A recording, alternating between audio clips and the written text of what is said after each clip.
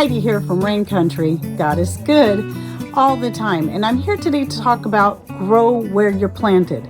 And really, I've covered this in a few other videos, and I'll be linking back to some more detailed videos to help you out and be putting those in the description box down below. So don't forget to click on either show more right down here below my channel name in all caps if you're on a computer. If you're on a smart device, it'll be over on this side in the form of a triangle or an arrow or something or other. And you just touch that to open up that description box. Even though I've touched on these subjects in various ways, well, that's part of the thing, is sometimes you need to hear it from a different angle. And that is the fact that a lot of us, including myself, when we first started looking into doing some of the things that we're doing now, when you're comparing yourself to people that have already been doing such things for a long period of time, it can seem very daunting and it can seem impossible to get there.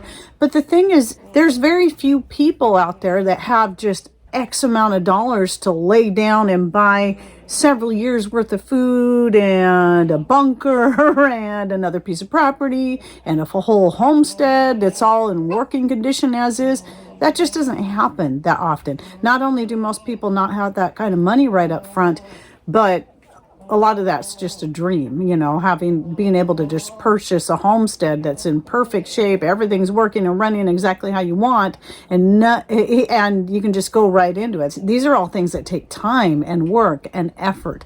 And so the point of this video is start right where you're at. It may mean that you'll stay where you're at forever, as far as maybe the area that you're in. Maybe, like us, you're living in a home in a neighborhood that's just a shy 1/3 acre or even smaller. And don't forget, there was that family down in, is it Pasadena, California? Anyway, down in California that had an even smaller lot. I think it was just 1/10 of an acre. And they grew tons and tons and tons of food on that little small piece of property. Of course, they could grow year round, unlike us, but that's a part of it too. Some people might say, well, I live in this climate, so I can't grow this, that, and the other thing. Or I live in that climate, so I can't grow this, that, and that other thing. Well, that's what I thought too, because we live close to a rainforest. So a lot of the things that most people can grow in the South won't grow well here. But I also found a lot of things that I assumed wouldn't grow here actually do. Now, when you live in a very rainy area like ours, we get an average of 120 inches annual rainfall every year, and that's just a low average. That's not even a high average. And if you're curious how it compares to your area, just type in your city, state, or province and annual rainfall, and you'll find out your total so you can compare that. But it's a lot of rain. It's a lot of rain. Very few other people see the kind of rain that we do, or see more than we do. So 160 inches, we can get up to 160 inches in a year. So with that said, there's a lot of things that cannot handle that kind of rain.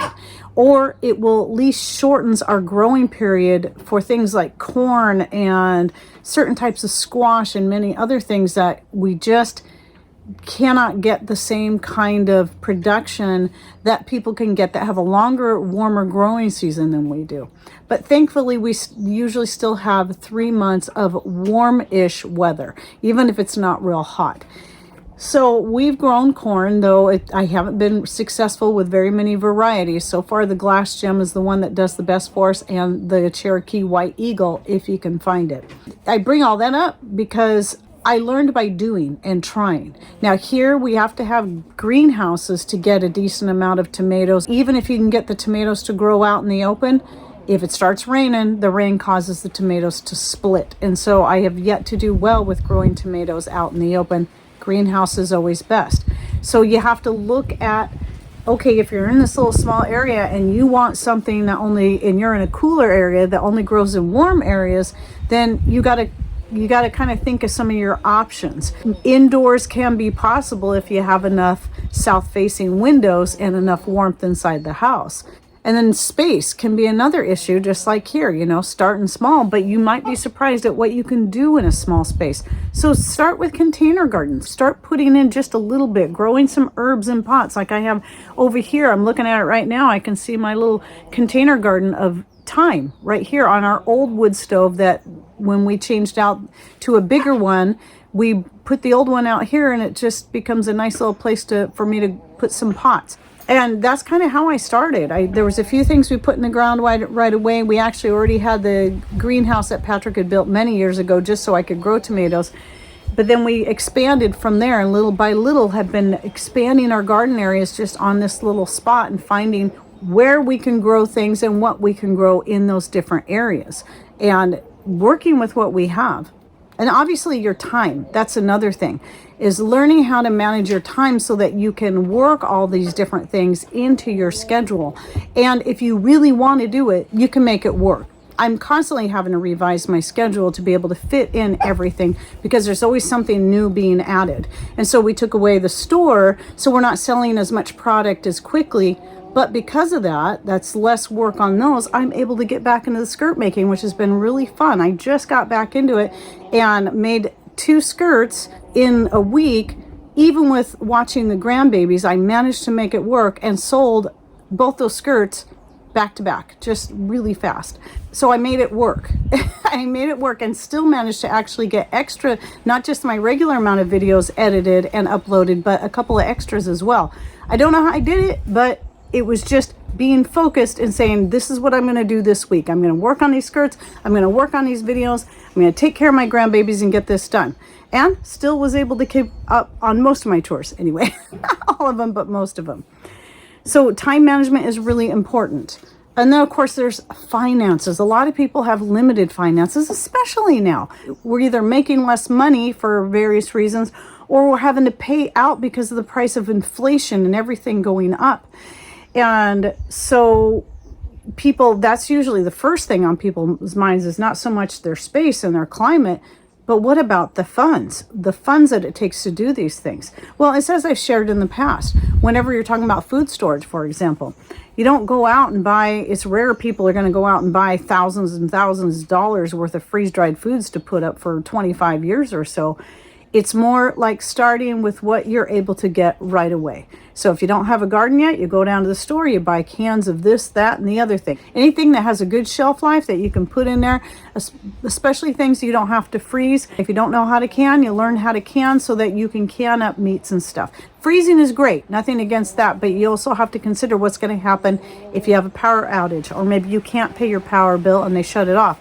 You need to have other options. So I talk about all these kinds of options in other videos as well. And again, I'll be linking to quite a few videos down below and on how to get started into prepping, as well as things that you can do with your space. So I have a video I did on food storage for limited spaces and compiled some information together using both from my own experience and other people's experiences.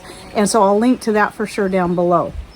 But yeah, finances, getting, just like I've shared in a recent video that just published about the important questions, getting debt free is really important, but it always seems like an impossible task. But once you make the decision to do it, you'll be surprised at how fast you can reach your goals just by making that decision. And what happens is like, well, how do people do it? It's not like they all of a sudden start making more money. Nope, that's not it.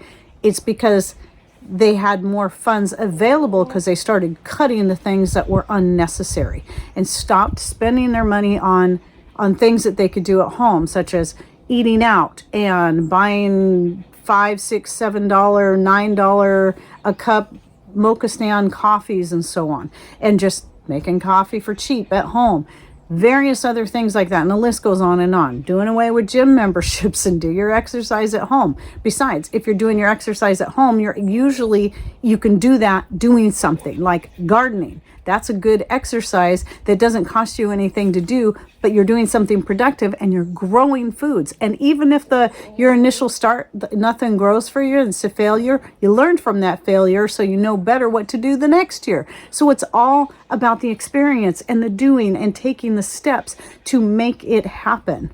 And then consider other types of investments that you can save towards. Say you got yourself out of debt, or you feel pretty good about your 1, 2, 3 years worth of food storage and your garden. Then consider the investments that you can put all that money you've freed up by getting out of debt. Consider putting it into physical, tangible investments that can either help you continue to work whatever your homestead, your tiny little space, your apartment living to make things better, whether it be some kind of off-grid heating system like a wood stove or the kerosene heater or something, or whatever it is. These are things you need to work towards, but you can always start small. But once you start freeing these things up, once you start paying off debt or finding ways to save money because you're growing most of your own food rather than having to pay more for it at the grocery store, then that frees up even more funds to do more with. And so it's always about starting where you're at. And yes,